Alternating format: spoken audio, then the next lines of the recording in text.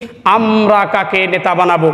যে সৎ কর্মশীল তাকে আমরা নেতা বানাবো, যে ন্যায়বান নীতিবান তাকে আমরা নেতা বানাবো, যার মধ্যে আমানতদারিতে আছে তাকে আমরা নেতা বানাবো, যে সৎ কাজের আদেশ দেয় অসৎ কাজের নিষেধ করে তাকে আমরা নেতা বানাবো, যে প্রতিশ্রুতি রক্ষা করে তাকে আমরা নেতা বানাবো, যে মানুষের প্রতি ভালোবাসে, মানুষকে ভালোবাসে তাকে আমরা নেতা বানাবো, যার মধ্যে উদারতা আছে, দায়িত্বশীলতা আছে তাকে আমরা নেতা বানাবো, যে উন্নত চরিত্রের অধিকারী তাকে আমরা নেতা বানাবো, যে দূরদর্শী সম্পন্ন ব্যক্তি তাকে আমরা নেতা বানাবো, যে সৎ সাহসের অধিকারী তাকে আমরা নেতা বানাবো।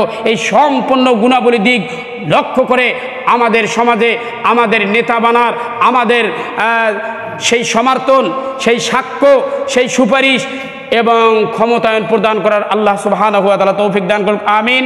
একজন নেতাকে কি দেখে আমরা তাকে নির্বাচিত করব, তাকে আমাদের নেতা বানাবো, এ সম্পর্কে ইসলাম কিছু বর্ণনা দিয়েছেন। আমরা সেগুলো আপনাদের সামনে আলোচনা করব ইনশাআল্লাহ। 1 নম্বর হচ্ছে একজন নেতাকে সৎ কর্মশীল হতে হবে। সে যদি নিজে সৎকর্মের ধারে না আসে, সে যদি নিজে ভালো কর্মের ধারে না আসে, তাহলে সে প্রজাদের ভালো কর্মেরও আশা করতে পারে না, আর প্রজাদের প্রতি, জনগণের প্রতি ভালো কাজের ব্যাপারে সে চাপও প্রয়োগ করতে পারে না। তাহলে প্রথম কাজ হচ্ছে তাকে একজন সৎ কর্মশীল হতে হবে। সৎ কর্মশীল বলতে আপনি কি বোঝেন? সৎ কর্মশীল মৌলিকভাবে দুই ভাগে বিভক্ত।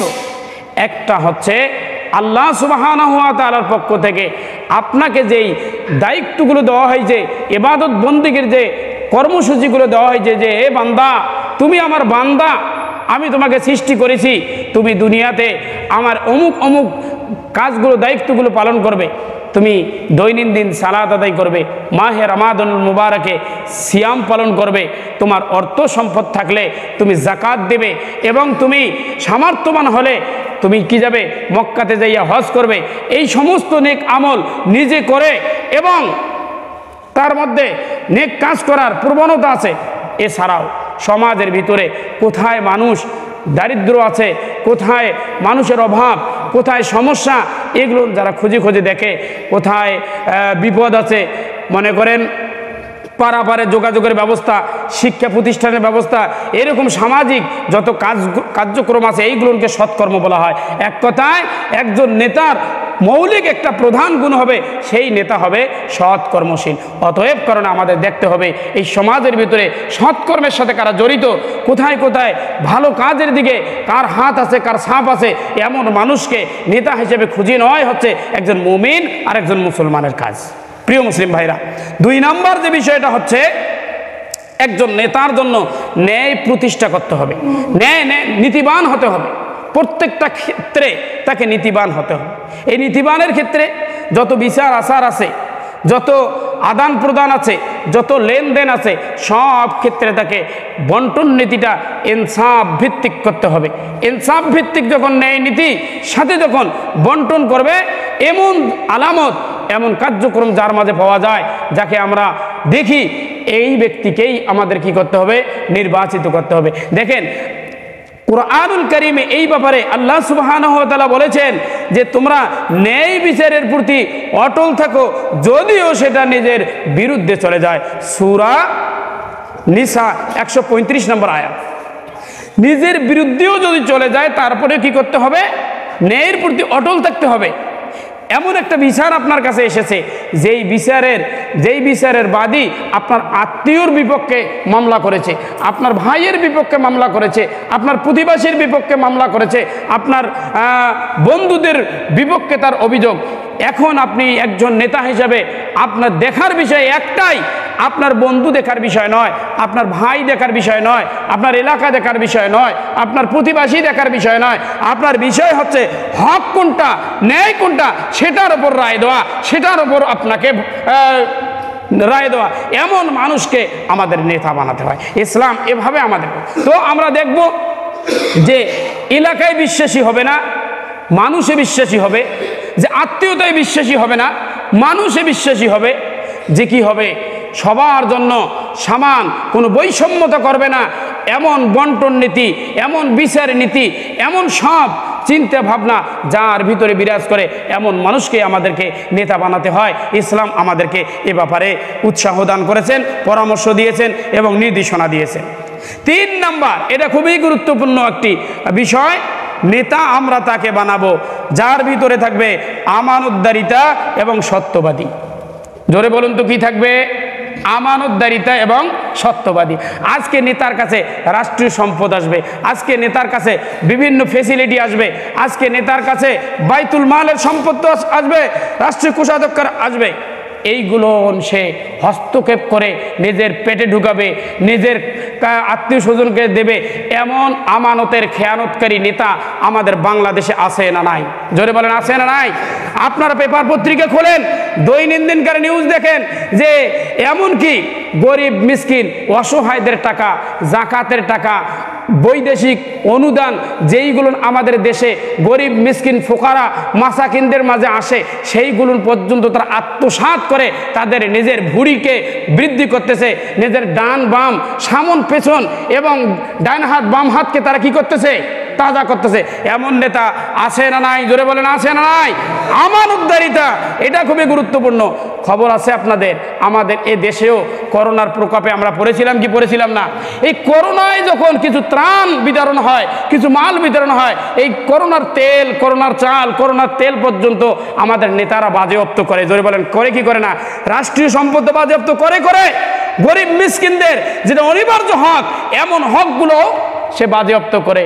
তো নেতার প্রধান কাজ হচ্ছে, আরেকটা বৈশিষ্ট্য হচ্ছে আমরা তাকেই নেতা বানাবো যার মাঝে আমাদের সম্পদটা আমানত থাকবে। কি থাকবে?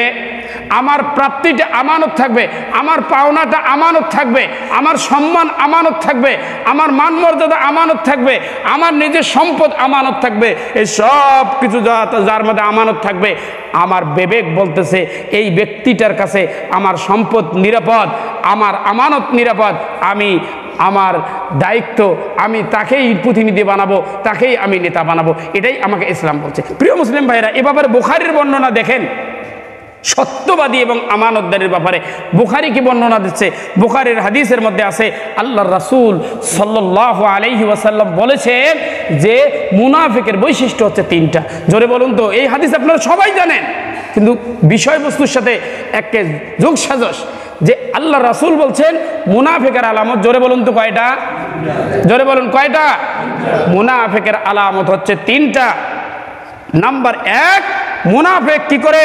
যখন কথা বলে তখন কি বলে? মিথ্যা বলে। মুনাফিক যখন ওয়াদা করে, ওয়াদা খেলাপ করে।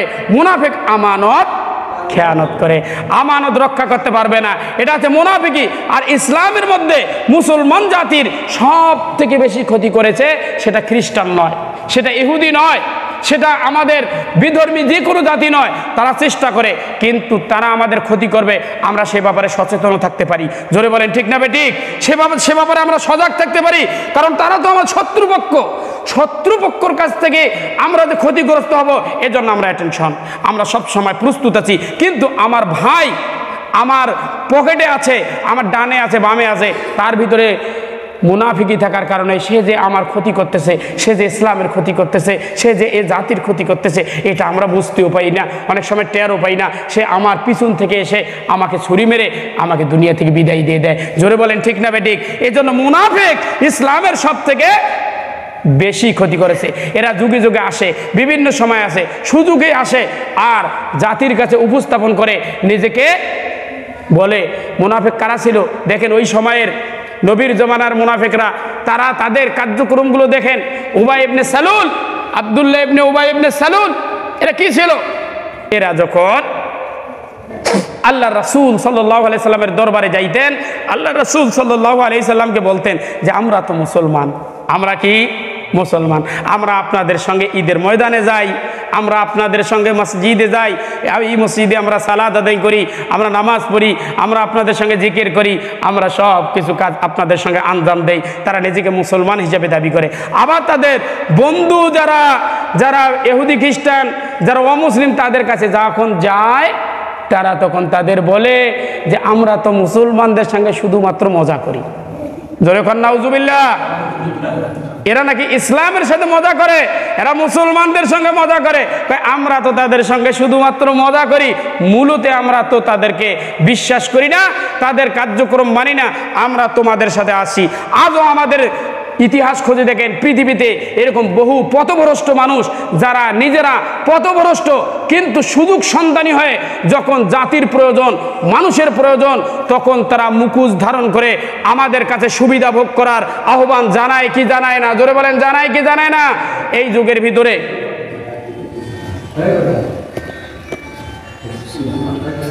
কি হয়েছে হবে, কথা বলার দরকার। তো আমি আপনাদের সামনে যে বিষয়টা বলতে চাচ্ছিলাম, যে মুনাফিকরা যুগে যুগে অনেক ক্ষতি আমাদের করেছে। এরা বেশ ধরেছে, এরা বলে যে আমিও তো মুসলমান, কিন্তু তাদের মাঝে দেখা গিয়েছে তারা দ্বীনের ব্যাপারে অনেক বিভ্রান্ত। আমরা যুগ যুগ থেকে জেনে আসতেছি তারা ইহুদির দালাল, তারা খ্রিস্টানদের দালাল। এমন লোক যখন সুযোগ আসে, নির্বাচন আসে, যখন ভোট আসে, তখন তারা রূপ পরিবর্তন করে আমাদের মাঝে ভোটের আহ্বান, জোরে বলেন, করে কি করে না? এমনকি সময়ের জন্য তারা আমাদের কাছে একটা কথা বুঝাই, আপনাদেরকে ভালো করে বোঝার চেষ্টা করবেন।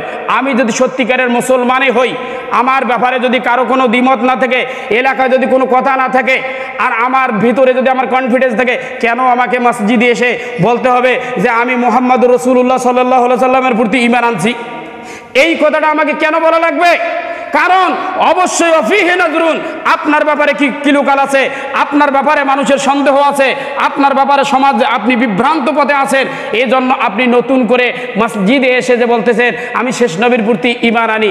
যারা কাদিয়ানি মতবাদে বিশ্বাসী, মনে রাখবেন এই কাদিয়ানি মতবাদ এরা এত ভয়ঙ্কর, দেখেন এদের নেতা, মানে এদের যে এই কাদিয়ানি এই কার্যক্রমটা যা নেতৃত্বে চলে আসছিল, গোলাম আহমদ কাদিয়ানি, আপনারা জেনে থাকবেন তার একটা চোখ অন্ধ ছিল। সে দুনিয়া থেকে চলে গেছেন বাথরুম, কোথায়? বাথরুমে। আমি দারুল উলুম মাদ্রাসায় লেখাপড়া করি, তখন আমি মাধ্যমিক স্তরের ছাত্র। তো আমাদের এক উস্তাদ মৌলানা ইদ্রিস, অর্থাৎ বর্তমান দারুল উলুমের মহাপরিচালক মৌলানা হারুন সাহেবের বাবা, উনি আমাকে বলতেছে যে এক বদনা পানি নিয়ে আসো। এখন ওনার দুটা বদনা পাশে, একটা বদনা দিয়ে উনি অজু করে, সেই বদনাটাও পাশে আছে, আর একটা বদনা দিয়ে উনি বাথরুম যায়। কথা বুঝলেন? দুইটা বদনা। তো এখন উনি কোন পানি চাচ্ছে, কোন বদনাতে মানে পানি চাচ্ছে, উজু করবে না বাথরুম যাবে, এটা কনফার্ম না হয় যে কোনো একটা বদনা যদি আমি ইউজ করি, যে কোনো একটা ঘটা ইউজ করি, পরে কিন্তু বকা খাবো। অনেকে বকা খাইছে এর আগেও, আমরা তো দেখি, যারা খেদমত করি তারা দেখি। তা আমি বললাম হুজুর কোনটা কি করবেন, পানি উজু করবে না? কাদিয়ানি অফিস যাবো। তো আমি বুঝলাম কোথায় যাবো? কাদিয়ানি অফিস যাবো। তখন আমি কোন বদনাটা নিয়ে যাবো বলুন তো দেখি? কোন বদনা? যেই বদনাটা বাথরুম যায় সেই বদনাটা।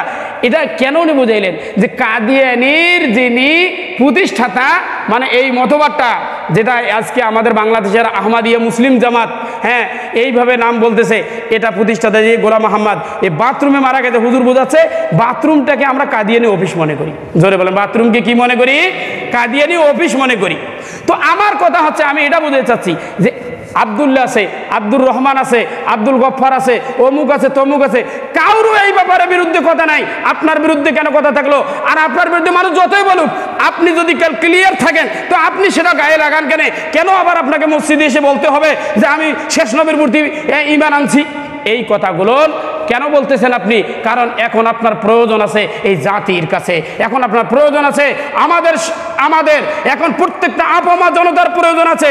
কিন্তু জাতি বোঝে তো এই মুনাফিকই, এখন মানুষ পরিষ্কার বোঝে যে মুনাফিক যারা ভেষ ধারণ করে, সময় সুযোগে যারা নিজেদের কায়া পরিবর্তন করে, নিজেদের চেহারা পরিবর্তন করে, তাদেরকে জাতি কখনোই মেনে নিতে পারে। প্রিয় মুসলিম ভাইরা, আমি বলতেছিলাম যে আমরা কাকে নেতা বানাবো? আমাদের নেতা বানাতে হলে তার মধ্যে থাকতে হবে আমানতদারিতা, আর কি থাকতে হবে? সত্যবাদী। যে ব্যক্তি আমানতদার হবে, যে ব্যক্তি সত্যবাদী হবে, তাকে আমাকে নেতা বানাইতে হবে। আল্লাহ রাসূল সাল্লাল্লাহু আলাইহি সাল্লাম হাদিসের মধ্যে বলছেন, লা ঈমানা লা আমানাতা লাহু। ওই ব্যক্তির ঈমান নাই, ওই ব্যক্তির ধর্ম নাই, ঈমান নাই, যার মধ্যে কি নাই? আমানত নাই। তো ধর্মীয় আমানত, বিশ্বাসের আমানত, সম্পদের আমানত।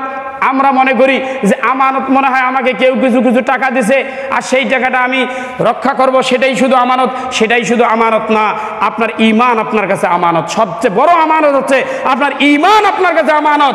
আপনি আপনার ঈমানতের আমানতদারি যদি রক্ষা করতে না পারেন, তাহলে জাতির কোনো আমানত আপনি রক্ষা করতে পারবেন না। জোরে বলেন ঠিক না ঠিক?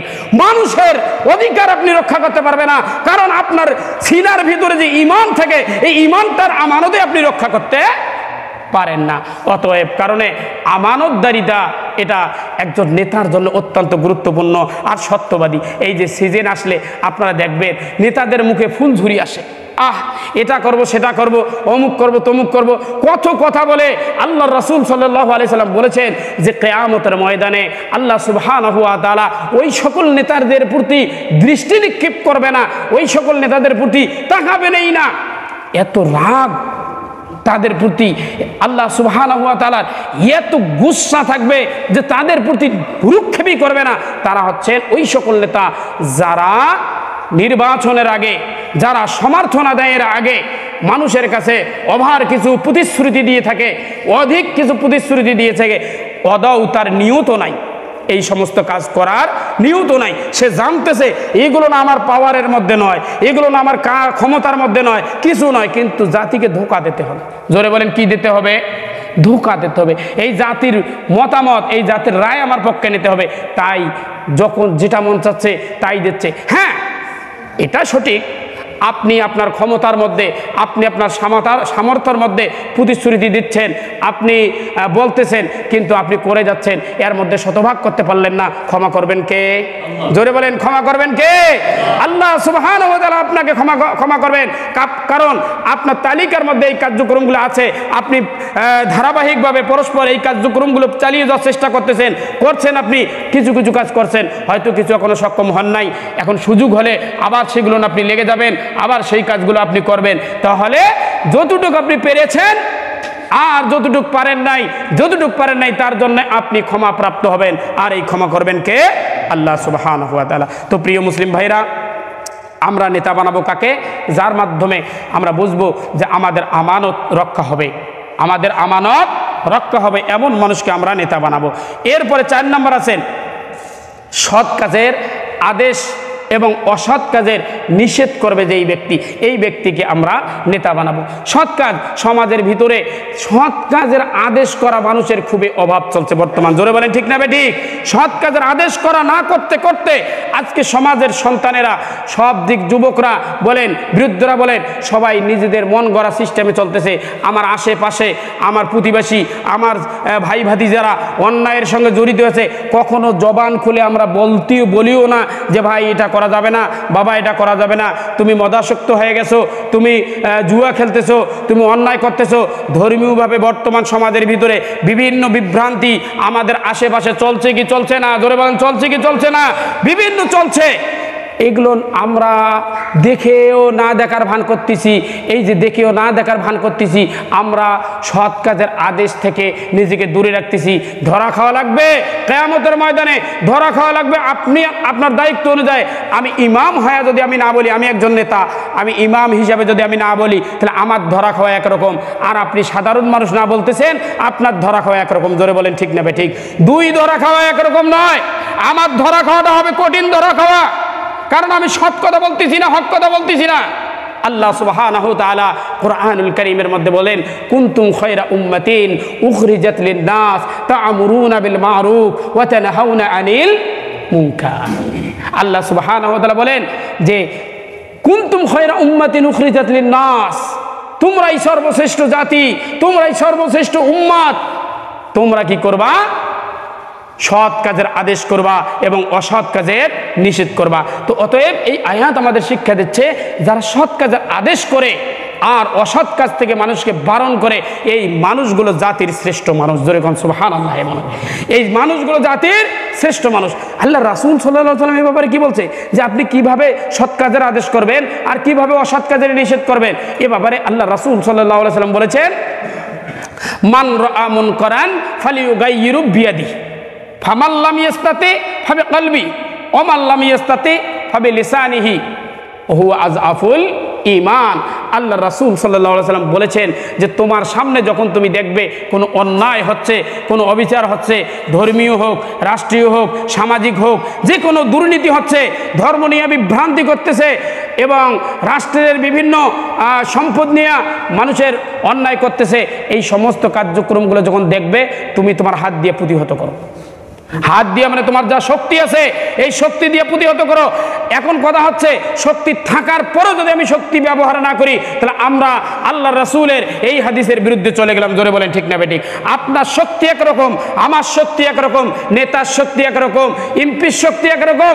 এইভাবে আমাদের সমাজে যারা যে দায়িত্বে আছে দায়িত্ববানদের এক একজনকার শক্তি এক এক রকম। তবে আমি আমার শক্তির বাইরে যাব না, আইন হাতে তুলে নেব না। আমি যতটুক পাওয়ার পেয়েছি, আমার যতটুক ক্ষমতা, আমার যতটুক পাওয়ার, এটাই আমি ব্যবহার করব, এটা আমি ইউজ করব, এর ব্যতিরিক্ত না। প্রথম কথা হচ্ছে ফালিয়ুগাইয়িরু বিয়াদিহি, তোমার হাত দ্বারা সেটা প্রতিহত করো। ফামান লাম ইয়াস্তাতি, যদি সেটা তোমার পক্ষে সম্ভব না হয়, হ্যাঁ, তাহলে কি হবে? ফাবি লিসানিহি, তোমার জবান দ্বারা সেটা প্রতিহত করো। জবান দ্বারা কিভাবে? প্রচার করো, লেখালেখি করো, মাইকিং করো, এভাবে তুমি বিভিন্ন মিডিয়ায় ছড়ে দাও। এটা অন্যায়, এটা অবিচার, এটা মেনে নেওয়া যায় না। আজকে আমাদের একটা সমাজ থাকবে, এই সমাজের মধ্যে একজন ইমাম থাকবে। এই ইমাম কি বলবে যে এলাকাবাসী শুনো, এই যে আমাদের ঘরে বাহিরে, আমাদের হাটে বাজারে আমাদের ছেলেরা, আমাদের সন্তানেরা বিভিন্ন অপকর্মে লিপ্ত আছে, চলো আমরা এই অপকর্মের বিরুদ্ধে রুখে দাঁড়াই, আমরা তাদেরকে বুঝাই, আমরা তাদেরকে বাধা দেই, না হলে আমরা আইনের সুপর্দ করে দেই। এটা জাগৃত থাকার নাম হচ্ছে এই হাদিসের প্রতি আমল। জোরে বলেন ঠিক না বে ঠিক? প্রিয় মুসলিম ভাইরা, এরপরেও দেখা যাচ্ছে যে এত বেকায়দায় আমরা চলে গেছি। আজকে অন্যায়কারীর বিরুদ্ধে হাত তোলা তো দূরের কথা, পদক্ষেপ গ্রহণ করা তো দূরের কথা, অন্যায়কারীর বিরুদ্ধে কথা বলা তো দূরের কথা, না লিখতে পারতেছি, না মসজিদের মেম্বারে কথা বলতে পারতেছি। এমন পজিশনও মাঝে মাঝে আসে কি আসে না? ধরে বলেন আসে কি আসে না? আল্লাহর রাসূল এই পজিশনটাও মাথায় রেখেছেন যে অনেক সময় খতিব তার মুখে টিপ লাগাতে বাধ্য হবে, কথা বলার সাহসও থাকবে না, একজন সাংবাদিক লেখার সাহসও থাকবে না, একজন সচেতন নাগরিক সমাজে কথা বলারও সাহস থাকবে না। আইন প্রয়োগ করা তো দূরের কথা, কথাও যখন বলতে পারবে না, আল্লাহর রাসূল সাল্লাল্লাহু আলাইহি সাল্লাম তৃতীয় নম্বর অপশনটা চালু করে দিলেন। এই অপশন হচ্ছে ফাবে কলবিহি, কমপক্ষে পরিকল্পনা করো এই অন্যায় থেকে কিভাবে সমাজকে বাঁচানো যায়। জোরে কোন সুবহানাল্লাহ। অন্যায় থেকে বাঁচানোর জন্য কমপক্ষে পরিকল্পনা করতে হবে। যদি পরিকল্পনাটাও না থাকে আমাদের মাঝে, তাহলে আল্লাহ রাসূল বলছেন যে তোমার মাঝে আর ঈমানের কোনো অংশ বাকি আছে বলে তুমি মনে করতে পারো না। এই জন্য বলছেন ওহু আযাফুল ঈমান, এটাই ঈমানের সবচাইতে নিম্ন পরের স্তর। এই জায়গার মধ্যে অনেক ভাই ভুল বলে যে কি বলছে, মন দিয়ে ঘৃণা করো। নো নো, এখানে অস্ত্রের কথা ব্যবহার হয় যে তিনটা অস্ত্র। নাম্বার 1 আইন প্রয়োগ করা, হাত যেটাকে বলা হয়েছে। নাম্বার 2 জবান দ্বারা প্রচার। এই দুইটা অস্ত্র যদি আপনার সামর্থ্য না থাকে ব্যবহার করার, 3 নম্বর অস্ত্র বলা হয় যে কলব। অর্থাৎ কলবের অস্ত্র কি? পরিকল্পনা করা। কলবের অস্ত্র কি? কলব দ্বারা আপনি কি করতে পারেন?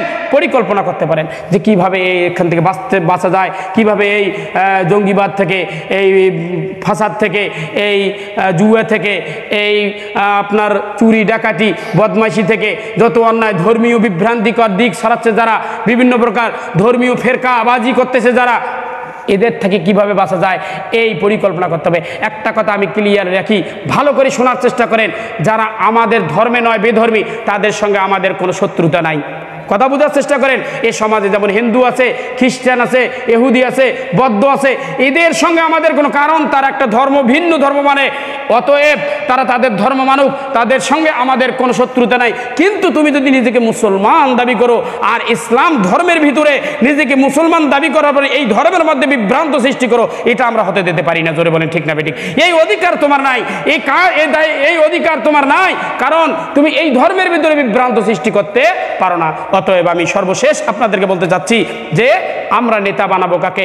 এমন মানুষকে আমাদের নেতা বানাতে হবে যে কমপক্ষে সমাজে হক কথা বলবে, সত্যের আদেশ দেবে এবং নাহক পথে এবং অন্যায় পথে মানুষকে বারণ করবে। এরপরে আনেন 5 নাম্বার, প্রতিশ্রুতি রক্ষাকারীকে। এই ব্যাপারে আমি কিছুটা ইঙ্গিত দিয়েছিলাম আমানতের আলোচনায়, এই জন্য আর এটা বেশি বলা লাগতেছে না। যারা প্রতিশ্রুতি রক্ষা করবে, যারা নির্বাচনী প্রতিশ্রুতি বলেন, সমাজের ভিতরে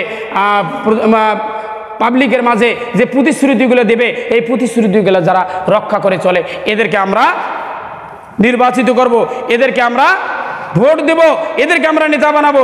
এরপরে বলছে যে মানুষের প্রতি যার ভালোবাসা আছে, মানুষের প্রতি যার ভালোবাসা আছে এমন মানুষকে খুঁজতে হবে। আল্লাহ রাসূল সাল্লাল্লাহু আলাইহি সাল্লামের একখান হাদিস আমার মনে পড়ে গেল। আল্লাহ রাসূল সাল্লাল্লাহু আলাইহি সাল্লাম বলেন, হযরত আউফ থেকে বর্ণিত, রাসূলুল্লাহ সাল্লাল্লাহু আলাইহি সাল্লাম বলেছেন যে তোমাদের মধ্যে উত্তম নেতা সেই ব্যক্তি যাকে তোমরা ভালোবাসো। কথা বুঝেন? আল্লাহ রাসূল বলছে তোমাদের মাঝে উত্তম নেতা সেই ব্যক্তি যাকে তোমরা ভালোবাসো, আর তোমাদের মাঝে নিকৃষ্ট নেতা সেই ব্যক্তি যাকে তোমরা ঘৃণা করো। হাদিসটা আরো লম্বা, অন্য বর্ণনায় আছে এভাবে যে তোমাদের মাঝে উত্তম নেতা সেই ব্যক্তি যাকে তোমরা ভালোবাসো, নেতাও তোমাকে ভালোবাসে, সেও তোমাকে ভালোবাসে। তোমাদের মাঝে নিকৃষ্টতম নেতা সেই ব্যক্তি যাকে তোমরা ঘৃণা করো, সেও তোমাকে ঘৃণা করে। ব্যাপারটা দেখেন, আমরা ঘৃণা করি, আমরা পছন্দ করি না, পছন্দ ছাড়াও আমার মাঝে নেতা হয়ে বসে আছে না নাই? জোরে বলেন, আছে না নাই? জোরে থাক আর জবরদস্তিতে থাক আর যেভাবে থাক, পছন্দ করি না, মন চায় না, এমন মানুষ আমাদের মাঝে নেতা সেজে বসে আছে, কিন্তু সে নেতা আছে, রাসূলের ভাষায় সে উত্তম নেতা নয়, সে ঘৃণিত নেতা হিসেবে আছে। জোরে বলেন ঠিক না ঠিক? আল্লাহ রাসূল বলছে উত্তম নেতা তো হবে সেই ব্যক্তি প্রজারাও যাকে ভালোবাসবে এবং নেতাও প্রজাদেরকে ভালোবাসবে, উভয়দের মধ্যে ভালোবাসা। নেতার কথা যখন প্রজাদের কাছে আসবে, শ্রদ্ধা ভরে তাদের কথা তাকে ভালোবাসবে, তার কথা শুনে মুখ উজাল হয়ে যাবে, তার কথা যখন আসবে তখন আনন্দে আত্মহারা হয়ে উঠবে, তার জন্য সব কিছু করার জন্য প্রস্তুত থাকবে, এইরকম নেতা হতে হবে। তো আমাদের দেখতে হবে ভালোবাসার দিকটা, অন্তরের দিকটা। কারণ আজকে আপনি অন্তরের বাইরে, আপনার হৃদয়ের বাইরে যদি আপনি ডিসিশন নেন, বিবেকের কাছে আপনাকে ধরা খাওয়া লাগবে। জোরে বলেন ঠিক না ঠিক? মন চাচ্ছে, আপনার দিক কোন দিকে আপনি খেয়াল করতেছেন, যে কাকে আপনি ভালোবাসেন, কে আপনাকে ভালোবাসে, এই সমস্ত দিকগুলো বিবেচনা করে আমাদেরকে নেতা বানাতে হবে। নাম্বার 7, উদার এবং দায়িত্বশীল ব্যক্তি। যে ব্যক্তি উদার বলতে এখানে কি বলবেন? এই জায়গার ভিতরে আমরা অনেক সময় ভুল বোঝাবুঝির চেষ্টা করি। একজন নেতা হিসাবে আমরা যে এখানে অধ্যুষিত মুসলিম এলাকা, এই এলাকার ভিতরে হিন্দুরা বসবাস করে কি করে না? জোরে বলেন, করে না? করে কি করে না? অন্যান্য জাতিরাও বসবাস করে। একজন নেতা হিসাবে এই এলাকার জনগণ হিসাবে, এই এলাকার নাগরিক হিসাবে আমার যেমন প্রাপ্তি, আমার যেমন পাওনা আছে, একজন হিন্দু নাগরিকেরও ঠিক তদ্রূপ পাওনা আছে না নাই? কিন্তু নেতা উদার, সে যে মুসলমান নেতা, এই জন্যে শুধু মুসলমানদের প্রতি তার সহানুভূতিশীল থাকবে, অন্যদের প্রতি থাকবে না, এটা হতে পারে না। ইসলাম শিক্ষা দিয়েছে নেতাকে হতে হবে উদার, ধর্মের ব্যাপারে এবং সব ব্যাপারে সে উদার পথ অবলম্বন করবে। এমন মানুষকে যার মধ্যে উদারতা আছে, যার মধ্যে সহনশীলতা আছে, এইরকম এবং দায়িত্বশীল মানুষ, এই ব্যক্তিকে আমাদেরকে নেতা বানাইতে হবে। এরপরে আসেন 8 নম্বর, উন্নত চরিত্রের অধিকারী। এই ব্যক্তিকে আমাদেরকে নেতা বানাইতে হবে, যেহেতু সংক্ষিপ্ত সময় কম। এরপরে শেষ কথা হচ্ছে, যারা দূরদৃষ্টি সম্পন্ন ব্যক্তি, এই ব্যক্তিকে আমাদের নেতা বানাইতে হবে। দূরদৃষ্টি সম্পন্ন ব্যক্তি বলতে কি, যে এই সার্কেলের ভিতরে আমরা যাকে নেতা বানাচ্ছি, এই সার্কেলটাকে কিভাবে ডেভেলপ করা যায়, এই এলাকাটা কিভাবে উন্নতি করা যায়, এই এলাকাকে কিভাবে সামনে নিয়ে যায়, এই এলাকার বড় নেতা কিভাবে হওয়া যায়, এমন দূরদর্শিতা সম্পন্ন চিন্তা ভাবনা যে এই ব্যক্তি করবে, এই ব্যক্তিকে আমাদের নেতা বানাতে হবে। এরপরে সর্বশেষ 10 নম্বর যেটা হচ্ছে, সৎ সাহসের অধিকারী। কি হতে হবে? সৎ সাহসের অধিকারী যেই ব্যক্তি হবে, এই ব্যক্তিকে আমাদের নেতা বানাতে হবে। এই প্রসঙ্গে আমি একটা কথা বলি। হযরত উবাদা ইবনে সামিত রাদিয়াল্লাহু তাআলা আনহু বলেন, যেখানেই আমি থাকি, যেখানেই যাই, যেন আমি সত্যের ওপর অটল থাকি এবং কোনো নিন্দুকের নিন্দায় ভয় না করি। কোনো নিন্দুকের নিন্দায় ভয় না করি। নিন্দুকের নিন্দায় ভয় করা যাবে না, আমাকে সৎ সাহসের অধিকারী হতে হবে। যেই ব্যক্তির সৎ সাহস আছে, এই ব্যক্তিকে আমরা নেতা বানাবো। আমি সংক্ষেপে সব কথা আপনাদেরকে বলতেছি। আমরা কাকে নেতা বানাবো? যে সৎ কর্মশীল, তাকে আমরা নেতা বানাবো। যে ন্যায়বান নীতিবান, তাকে আমরা নেতা বানাবো। যার মধ্যে আমানতদারিতে আছে, তাকে আমরা নেতা বানাবো। যে সৎ কাজের আদেশ দেয়, অসৎ কাজের নিষেধ করে, তাকে আমরা নেতা বানাবো। যে প্রতিশ্রুতি রক্ষা করে, তাকে আমরা নেতা বানাবো।